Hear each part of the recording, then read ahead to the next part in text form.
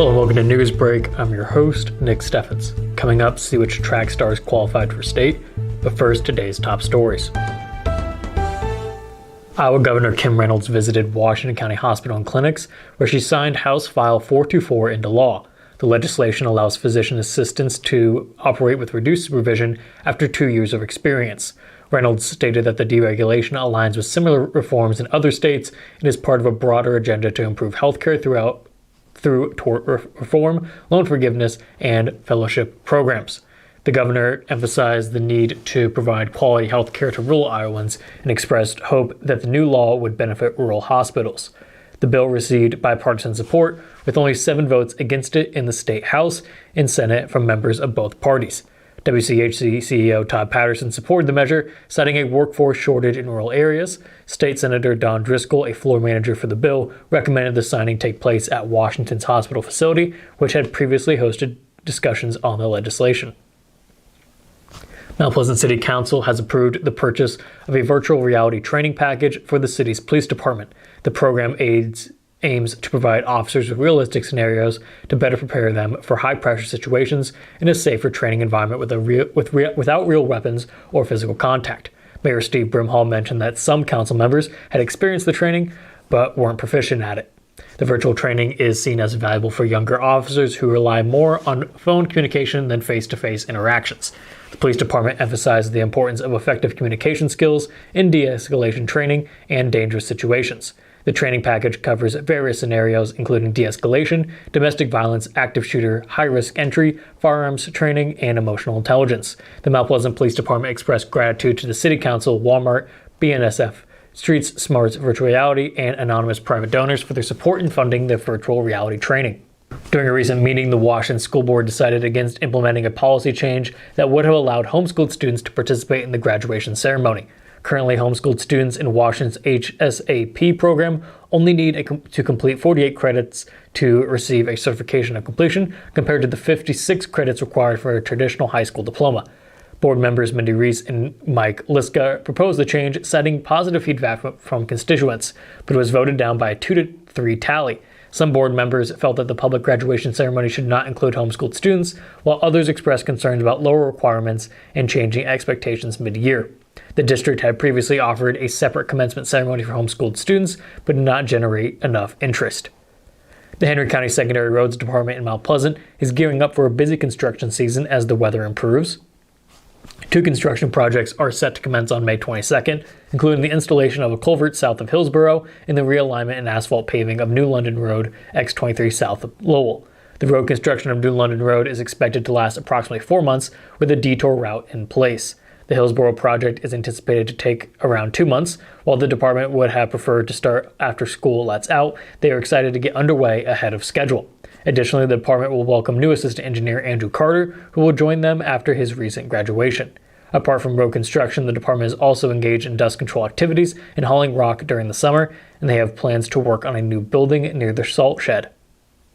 The Kelowna Public Library Board of Trustees voted 5-2 to retain the book Genderqueer by Maya Kabeb on its shelves, despite significant public pressure to have it removed. The book faced criticism for its nudity and sexual illustrations, as well as its pro-LGBTQ viewpoints. The decision followed public comments from community members and library patrons, with some comparing the debate to the plot of the musical Footloose. Trustee Karen Stotler, who made the motion to keep the book, argued that it was enlightening and dismissed claims that it constituted pornography. Trustee Kyle Askling supported the decision, emphasizing that banning a book based on personal opinions would amount to censorship. Supporters of the decision expressed their satisfaction, highlighting the importance of diverse book selections and the positive impact the book could have in promoting LGBTQ acceptance. Opponents raised concerns about explicit content and the potential influence on children. The library board acknowledged the subjectivity of opinions and the lack of clear guidelines governing nonfiction content. Future discussions may be held on public forum rules and reconsideration procedures. Critics called for objective criteria and expressed frustration with the decision-making process. The board's decision to retain the book sparked debate over community values and the need for diverse book collections. The Mount Pleasant Area Development Commission has formed a task force to oversee the economic development of the Iowa Wesleyan University campus when the university closes on May 31st. The campus will come under the responsibility of the United States Department of Agriculture. The task force aims to gather input from the community regarding ideas, questions, and concerns about the future use of the campus.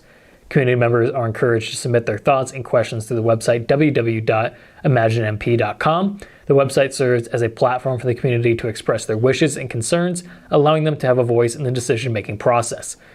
The gathered information will be shared with all parties involved. More information, individuals can reach out to the Mount Pleasant Chamber Alliance office. We're going to take a quick break, and when we come back, we'll take a look at the weather and sports.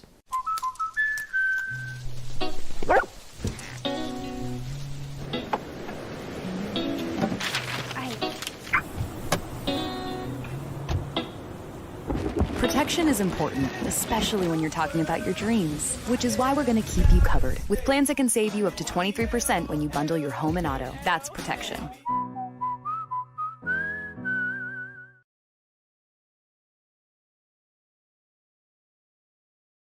Bring the kids and share the memories from steam engines, antique cars and trucks, tractors, gas engines, and horses.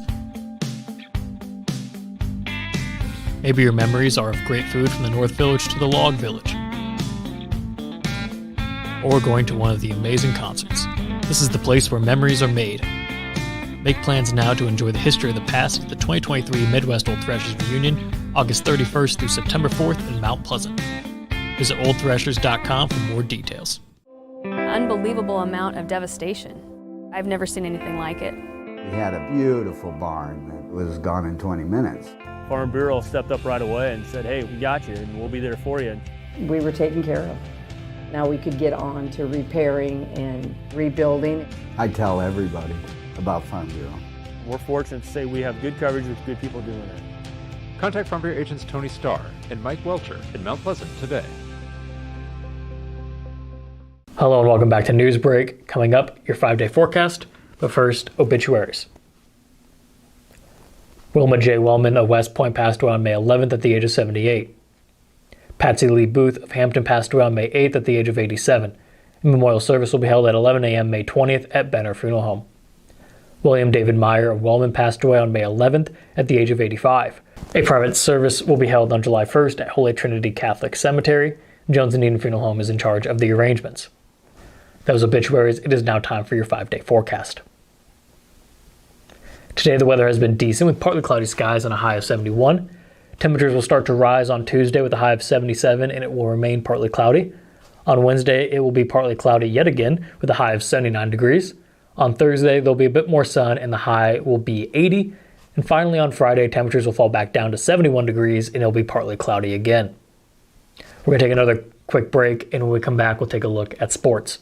At 5 Star Community Credit Union, we want to help you lead a better life.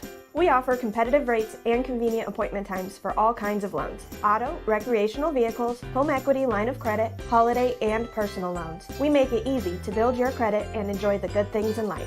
We invite you to join 5 Star Community Credit Union. We are community-minded and member-focused. Come visit our locations in West Burlington and Mount Pleasant or online at 5starcu.org. Federally insured through the NCUA, Equal Housing Lender. At Brown Shoe Fit, we pride ourselves on traditional sit and fit service that's been serving the Mount Pleasant area since 1952. At Brown's, we have shoes for the whole family.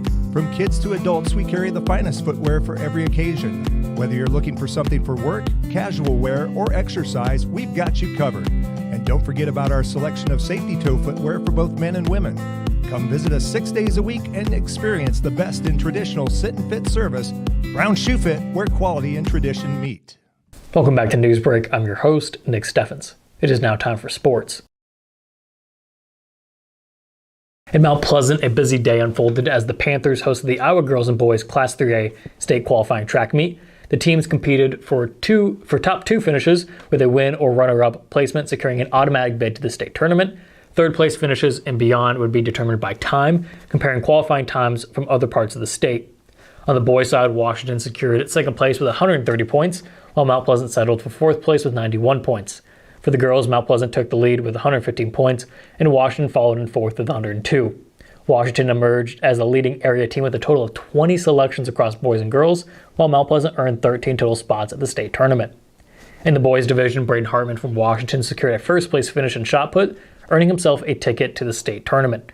Despite finishing third in discus, Hartman's throw of 140 feet was enough to secure him a spot. Josh Anderson qualified for state after winning the 100, 200, 400, and 800 meter wheelchair events.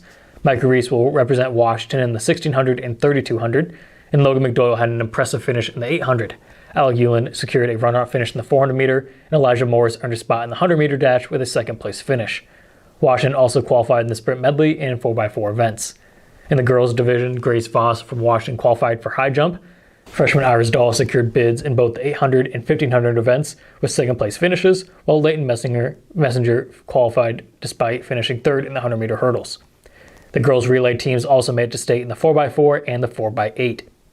For the Mount Pleasant boys, Will Davidson qualified in 4 events at state, winning the 110 meter hurdles and the 400 hurdles. He also placed 4th in the 100 meter dash and will represent the 4x100 meter shuttle hurdle team, which secured first place.